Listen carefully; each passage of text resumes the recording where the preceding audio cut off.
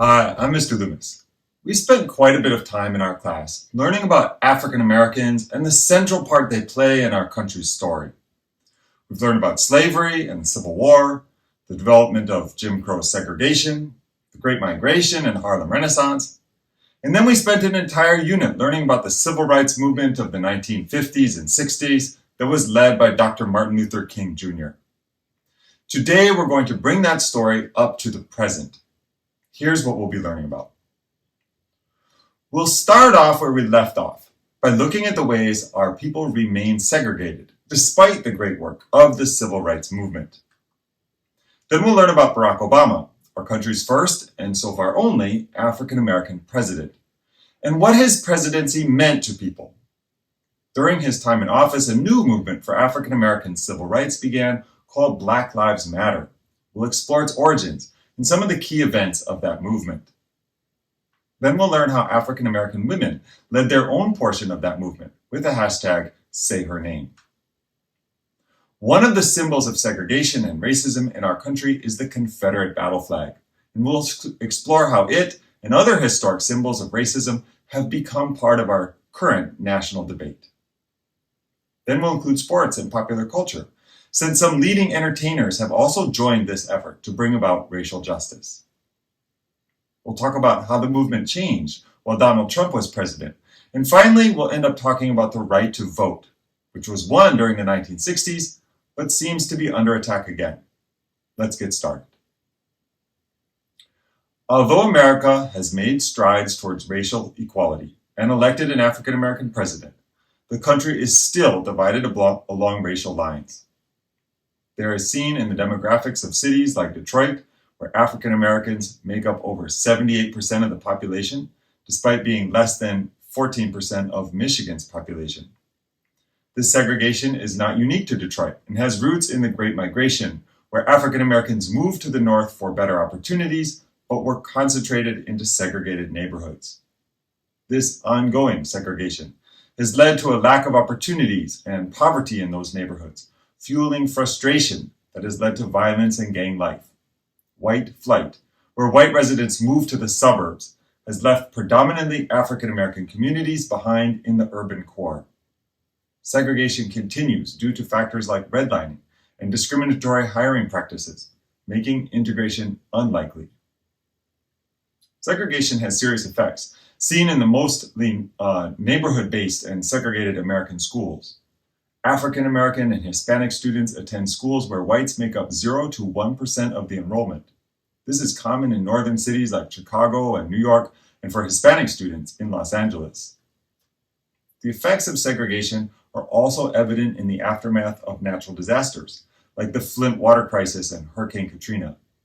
In Flint, Michigan, in 2014, white state officials changed the city's drinking water source from Lake Huron and the Detroit River to the less expensive Flint River.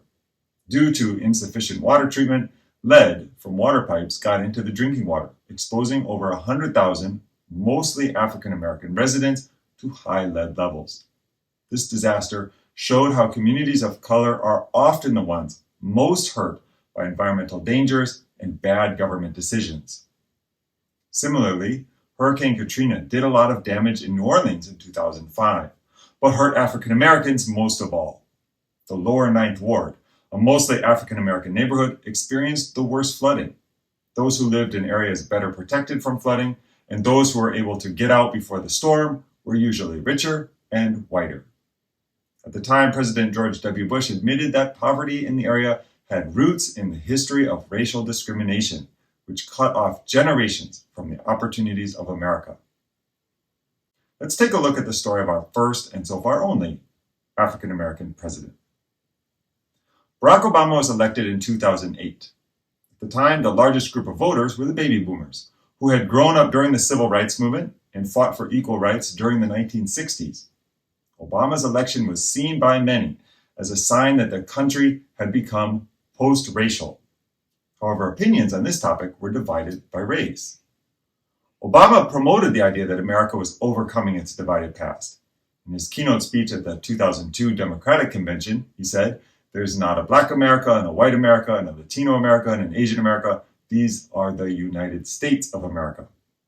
He also addressed the issue of race during his campaign in a speech entitled A More Perfect Union, where he talked about the need to move beyond old racial wounds. During his presidency, Obama worked on reforming the criminal justice system to end long jail terms for drug offenders. He was criticized for spending too much time working to help African Americans, but he also served as a positive role model for people of all races. His legacy is mixed, but his impact on the idea that anyone can become president should not be underestimated. Public opinion on whether the United States had indeed moved past its old racial divisions and become post-racial is itself divided starkly by race. A Pew Research Center poll in 2020 showed that 86% of African Americans thought the nation had not yet made enough progress on racial equality. However, only 39% of whites agreed. Lou Dobbs, a conservative radio host, said in November 2009, "We are now in a 21st century post-partisan, post-racial society." Chris Matthews of MSNBC also expressed his views on the topic. Obama himself understood that his historic election was not going to be the final chapter in the nation's long struggle for racial justice. He believed that working together was the only way to move beyond some of the old racial wounds. He said, "Contrary to the claims of some of my critics, black and white, I've never been so naive as to believe that we can get beyond our racial divisions in a single election cycle or with a single candidacy." Some people argue that the United States is not a fair and equal society for people of all races. They say that African Americans and other minorities are often treated unfairly by the police and the criminal justice system. In 2015, a newspaper called The Guardian found that young African American men were much more likely to be killed by police officers than other Americans. During Barack Obama's time as president, many videos were shared on social media showing police officers using violence against African Americans. This was not a new problem, but the cell phones with cameras and social media were, and the videos made, This was not a new problem, but the cell phones and cameras and social media were, and the videos made more people aware of the problem. In 2020, more people than ever said that race relations was the most important problem facing the country. The Black Lives Matter, or BLM movement, started on social media. It's made up of young African Americans who want to raise awareness about their experiences and make changes to the police and justice systems. The Black Lives Matter movement is different from the civil rights movement of the 1960s. The young activists today have different ideas and values than older African American leaders. They don't follow traditional beliefs like going to church or being loyal to a political party. And they don't have one leader like Martin Luther King Jr. As cell phone cameras and social media became more sophisticated during Obama's presidency, so too did Americans' awareness of police violence against unarmed African American men. The name Black Lives Matter grew as both a way to describe the frustration many people felt about what was happening and a name for the movement that described or developed to confront the problem. To understand both the problem and the movement, we can take a look more closely at some of these events. By no means is this a comprehensive list of violence against African Americans, but rather a discussion of some of the events that proved to be the most consequential in our tortured history. The death of Trayvon Martin in Florida on February 26, 2012, started the movement. George Zimmerman, who was not a police officer, but volunteered for a watch group and carried a gun, saw Martin walking home in his gated community. Zimmerman and Martin had a fight, and even though Martin was unarmed, Zimmerman shot and killed him. In court, Zimmerman said he acted in self-defense and was not punished because of a law in Florida that lets people use deadly force if they feel like they are in danger, even if the person they hurt did not have a weapon. Zimmerman was found not guilty of murder. In 2014, Eric Gardner died in New York City, and his death inspired a powerful slogan for the movement. Some people who were watching the incident recorded it on their phones. They said that Gardner had just broken up a fight before the police arrived. When a police officer tried to handcuff Gardner from behind, he pulled away and said, "Don't touch me, please." The officer then put Gardner in a chokehold from behind, while other officers came to help. After 15 seconds, the officer let go of Gardner's neck, but pushed his face into the sidewalk with his hands. Gardner said, "I can't breathe," 11 times while lying on the ground. He was motionless and handcuffed for a while before an ambulance came. The police said Gardner had a heart attack while being taken to the hospital, where he was pronounced dead an hour later. In 2014, a grand jury decided there wasn't enough evidence to arrest the officer who had caused Eric Gardner's death. This made people in many cities, including New York, Chicago, Washington, D.C., angry. They protested against police brutality. Gardner's last words, "I can't breathe," had become a common chant at these protests. On August 9, 2014, an 18-year-old named Michael Brown Jr. was shot and killed by a police officer in Ferguson, Missouri, a suburb of St. Louis. People disagree about what happened when the officer first approached Brown, but after a fight, Brown started to run away, and the officer chased him. The officer said that Brown turned and ran at him, but Brown's friends who were there said that Brown put his hands up after the officer shot at him. According to the friend, the officer then shot Brown many times. Other police officers and people from the city arrived soon after. Brown's body was left on the road for 4 hours before being taken away, which made many people angry. Even before Brown's death, many people in Ferguson didn't like the police department.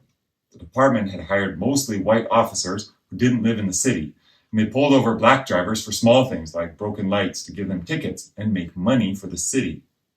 Many people saw this as unfair. Also, police departments in many places have had a bad relationship with black people because they used to help enforce unfair laws that kept black people from having the same rights as white people. Michael Brown's death caused problems in Ferguson. People protested by saying, "Hands up, don't shoot," for over a week. The media and politicians thought the police were acting like soldiers, not officers. After the September 11th attacks, the government gave money to police to fight terrorism. But some police bought things like shields, tear gas, and weapons instead. When people protested in Ferguson, they faced these police who looked like an army. A few months later, a grand jury decided not to charge the police officer who killed Brown. The Department of Justice said the officer acted in self-defense. This made many people in the minority communities feel like police could kill African Americans without getting in trouble. 3 months after Brown's death, a 12-year-old named Tamir Rice was killed by police in Cleveland, Ohio. They thought he had a real gun, but it was actually a toy. The police didn't try to help him and even handcuffed his sister when she ran to help him. Later, the police weren't charged because they thought Rice had pulled out a real gun. People protested that police made quick decisions about African Americans without looking at the facts. They also said that the shootings of Rice and Trayvon Martin show that people in America think African American boys and men are dangerous, even when they're young. In 2015, Freddie Gray Jr., a 25-year-old man, was arrested by the Baltimore Police Department for having an illegal knife. While being taken to the police station in a van, Gray fell into a coma and later died at a hospital. It wasn't clear how he got hurt, but some people who saw it happen said that the police officers used too much force when they arrested him. The police chief said that the officers didn't follow the rules by not buckling Gray into the van. Doctors said that Gray was hurt while he was in the van. The state attorney charged 6 police officers, but none of them were found guilty. People were upset after Freddie Gray's death. They started protesting, but things got worse when protests in Baltimore turned violent. Police officers were hurt, and lots of people were arrested. After Gray's funeral, things got even worse. Some people started looting and setting fires to buildings. The governor had to call in the National Guard to help stop the chaos. For many Americans, it reminded them of the urban riots from the 1960s. People in the Black Lives Matter movement have protested many times after police killed unarmed black men. They've also protested when police use violence or disrespect people. One example is when a police officer restrained a 15-year-old black girl at a pool party in McKinney, Texas in 2015.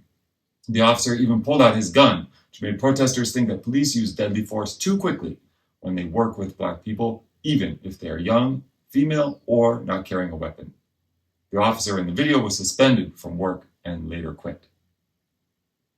In 2015, the Black Lives Matter started a campaign called Say Her Name to focus on female victims of police violence. They felt that the media and the Black Lives Matter movement were mostly paying attention to male victims.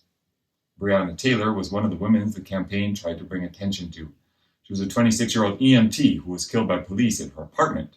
The police thought her boyfriend was getting drugs in the mail and came to her apartment in plain clothes.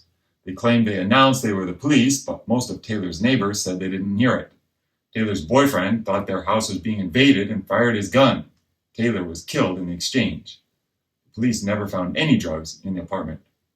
People criticized the police for the way they entered the apartment, which they felt led to the deadly exchange. One officer was charged with endangering the family next door, but no one was charged for Taylor's death. The Say Her Name campaign also wants people to remember Sandra Bland. She was stopped by the police for not using her turn signal while changing lanes. She was taken to jail, and 3 days later she was found dead by hanging. Investigations showed that the police and jail officers didn't check on Bland often enough. In 2017, Texas made a new law called the Sandra Bland Act. This law makes sure that police learn how to deal with problems calmly and how to help people who have problems with drugs or mental health issues. The WNBA also joined the Say Her Name movement. During their 2020 season, they focused on the long history of racism and unfairness that affects people of color. In their first game, the players wore shirts to honor Breonna Taylor and the Say Her Name campaign. The WNBA and the NBA also postponed 2 games to draw attention to violence against African American women. The Confederate battle flag is a symbol that represents racism and white supremacy.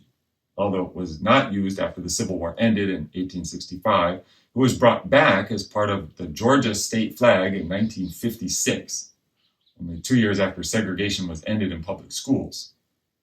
It was also used in protests against integration at the University of Mississippi and was added to the state flags of several southern states, including South Carolina. While some white Southerners see the Confederate battle flag as a symbol of their heritage, many others associate it with the defense of slavery and racism. Historian Gordon Rhee wrote in 2011 that white supremacist groups like the KKK and skinheads have used the Confederate battle flag because it represents their idea that black people are inferior to whites. Other people argue that the Confederate battle flag represents heritage, but others question why we should celebrate a heritage that was based on hate and exploitation. In 2015, a young man who believed in white supremacy killed 9 African Americans during a prayer meeting at a church in Charleston, South Carolina. After the attack, people learned that the shooter had posted racist messages online and took pictures with the Confederate battle flag. This event sparked a debate on whether the flag should still be used, because many people think it represents racism and hate. Because of the public pressure and protests that followed, the South Carolina General Assembly decided to remove the Confederate flag from a memorial on the state capitol grounds. In 2016, the U.S. House of Representatives voted to ban the display of Confederate flags at Veterans Administration cemeteries. Some politicians tried to change the ban, but their efforts were unsuccessful.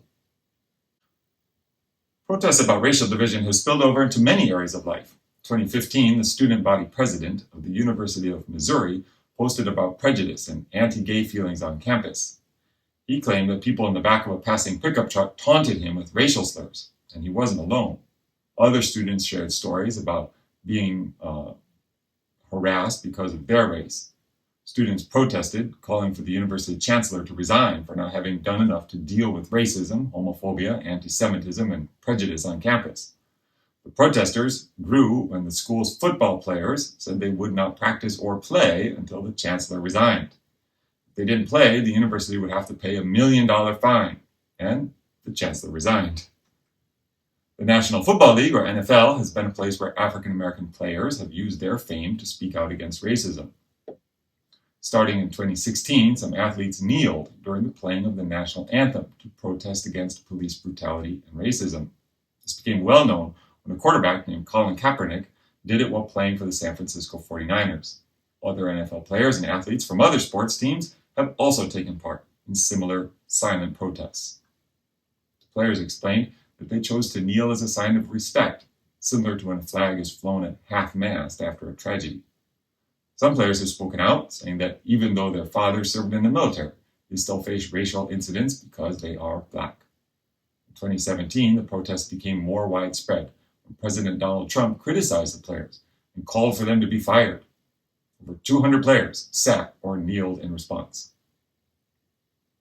Many Americans disagree about what the national anthem and player protests mean. Some people think the national anthem honors those who died serving in the military or as police officers. Others think it honors America in general. A survey in 2020 found that 52% of Americans thought it was okay for players to kneel during the anthem. However, only 20% of Republicans who took the survey agreed with this. During the Super Bowl halftime show in 2016, singer Beyoncé made a political statement with her performance of her song Formation. She and her dancers wore black outfits and they used the Black Power salute, which was made famous by Olympic runners in 1968. Some people, like former New York City Mayor Rudy Giuliani, thought the performance was anti-police. He said that he was upset that Beyoncé used the performance to criticize the people who protect her and all of us. 2016, Donald Trump became the president of the United States, and this changed the fight for racial equality. Trump promoted the idea of birtherism, the lie that President Obama wasn't born in America, which was meant to make people think Obama wasn't a real president. Trump also used phrases that hinted at his racist beliefs, saying that America needed more immigrants from countries with mostly white people. 2017, a group of people who believed that whites were better than others, called white supremacists, went to Charlottesville, Virginia, to protest the removal of a statue of a Confederate general. They carried weapons and flags with racist symbols, chanted things like "White Lives Matter." People thought this was wrong, went to Charlottesville also to show that they didn't support racism. This Unite the Right rally turned violent. Someone drove a car into a crowd of people, killing one person and hurting 19 others. When President Trump was asked about it, he didn't say that he thought the white supremacists were wrong, but insisted that there were very fine people on both sides, which made many people think he supported the white supremacists. The biggest event of the racial justice movement was the protests in the summer of 2020. People were upset because George Floyd, black man, was killed by a police officer who knelt on his neck for a long time. People saw videos of what happened on social media and started protesting. Protests spread across the country into over 2,000 cities and towns. Even though the COVID-19 pandemic was raging, people between 15 to 26 million people participated in the protests in the United States, which made them the largest in the country's history. People in over 60 countries also joined in. Most of the protests were peaceful, but some turned into riots, looting and fighting with the police. Some police also used violence, even with reporters. Over 200 cities put curfews in place, and more than 30 states and Washington, D.C. used the National Guard or military to keep things under control. Even though over 90% of the protests in the country were peaceful, the damage from the looting, arson, and vandalism caused over $1 billion in damage, which is more than the damage caused in Los Angeles in 1992 after police officers were acquitted for the beating of Rodney King. President Trump didn't like the protests and supported the police, which made a lot of young people who support the racial justice movement upset. He wrote on Twitter that the military was with the government and that if there were any problems, they would take control. He also said, "When the looting starts, the shooting starts." This tweet was not allowed by Twitter because it talked about violence. Other important people in the government, like the Attorney General and Defense Secretary, agreed with the president's message that they needed to be in control. When protesters threw things at Secret Service officers and then went through barricades near the White House, more than 60 agents were hurt. As a caution, the Secret Service put the White House on lockdown and moved President Trump and his family to a safe place underground for about an hour. News coverage of the protests upset Trump because he thought people believed he was hiding. He wanted to gain public support again, so he went to a nearby church for a photo. Police officers in special gear used tear gas to force peaceful protesters out of the way so Trump and some of his team could walk to the church. Trump held up a Bible and posed for a picture in front of a part of the church that had been damaged in the fire during earlier protests. Lots of people thought the police using tear gas was too much and that it took away people's right to gather together. Leaders from different groups, including the military and different religions, and politicians from both political parties, criticized Trump for what happened. This was one of the times when Trump's popularity as president was at its lowest. Protesters after the killing of George Floyd made people pay attention to the Black Lives Matter movement and the issue of racial justice. The way some police officers acted during the protests made some people angry at them. Some police officers retired or walked off the job. The protests lost some support when some leaders talked about defunding the police. Some people think that defunding the police means taking money away from the police and giving it to social services like housing, substance abuse treatment, or mental health care. Other people think that the police need a big change, going back to when police forces were responsible for enforcing segregation laws, and that social service agencies could do a better job handling some situations that now require police involvement. Some people started a movement called Blue Lives Matter to support police officers. And they made a flag called the Thin Blue Line flag. Some people, like former New York City Mayor Rudy Giuliani, think that the Black Lives Matter is anti-police and that it creates problems instead of solving them. Giuliani and others like him believe that America is not a racist country and that talking about racism and police violence makes things worse. The protests had widespread consequences. The Georgia legislature voted to change the design of their state flag. Georgia was the last state to incorporate the Confederate battle flag into its design. The military banned displays of the Confederate flag on any base, ship, cemetery, memorial, or battlefield site. NASCAR banned the flag for its racing events. Mrs. Butterworth, Aunt Jemima, Uncle Ben's, and Cream of Wheat changed their names or packaging to remove depictions of African Americans that incorporated historical stereotypes. The online game Fortnite removed police cars, and hundreds of racial slurs were taken out of the official Scrabble dictionary. Over a dozen high schools abandoned nicknames like Rebels, Redskins, or Indians. Animated shows such as The Simpsons, Central Park, and Family Guy replaced white actors who'd been voicing non-white characters. Netflix and other streaming services pulled movies and episodes with racist jokes or offensive themes. Dozens of schools, museums, streets, parks, and other public places were renamed so as not to honor people who had participated in the Confederacy or were connected with slavery.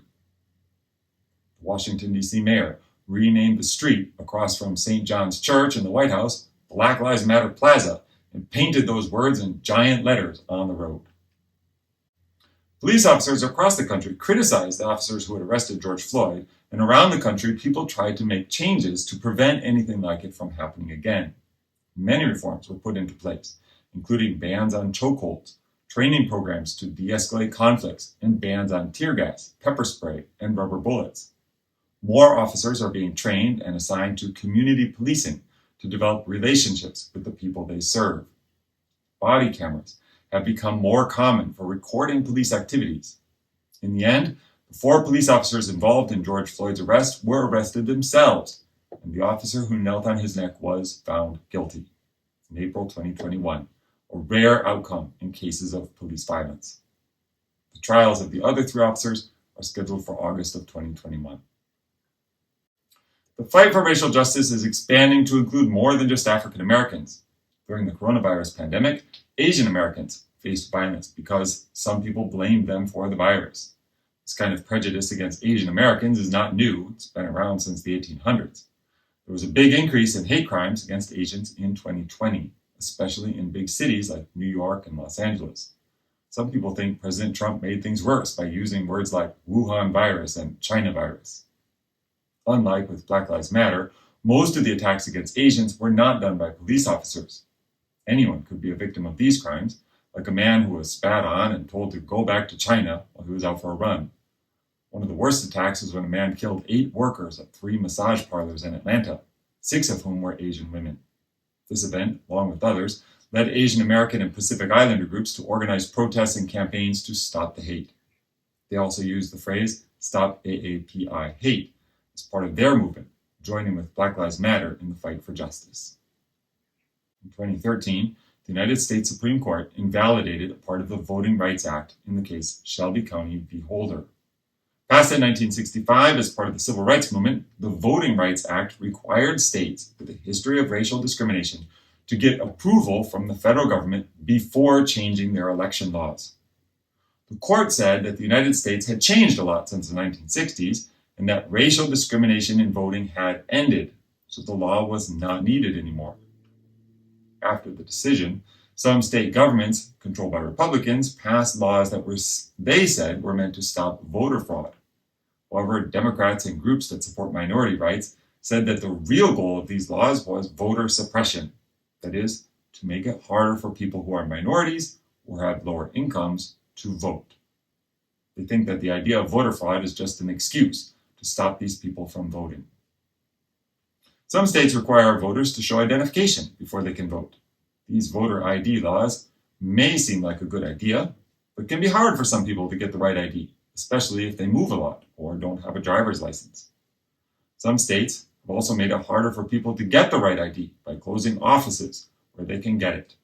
Some types of IDs are allowed, like military IDs or gun permits, but not others, like state employee or university IDs.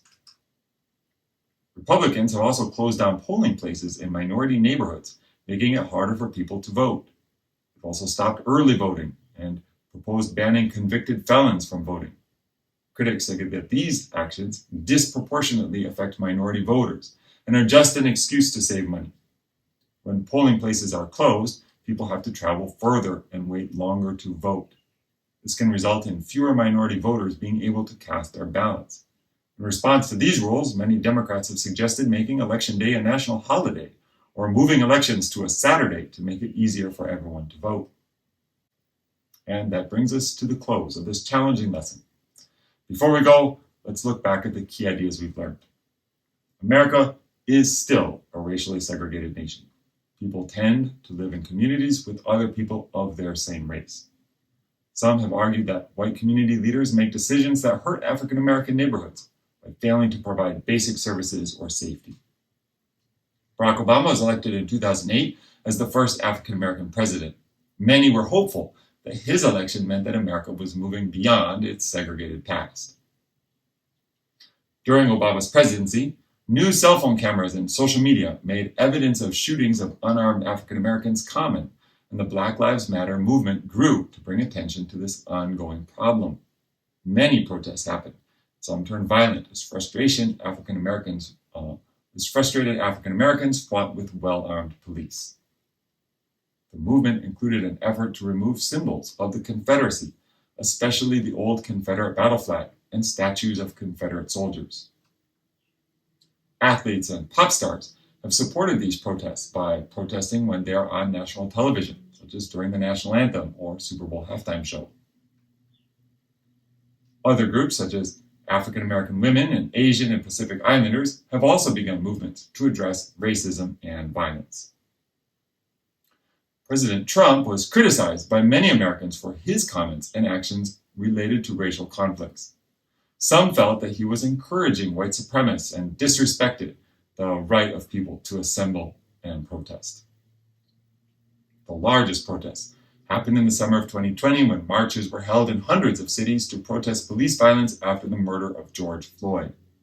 The protests resulted in many changes, especially in removing names and symbols that were based on racial stereotypes or honored the Confederacy. BLM has been criticized as anti-police and encouraging racial division. However, police departments have started to change, including using more community policing, banning some tactics, and using body cameras.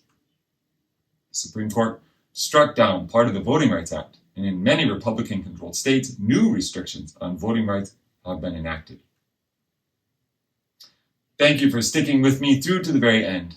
In our next lesson, we'll be learning about one of your favorite topics, the internet. Can you believe I made it all the way through high school and college without a cell phone? It's true. I'll tell you all about that story in our next lesson. See you then.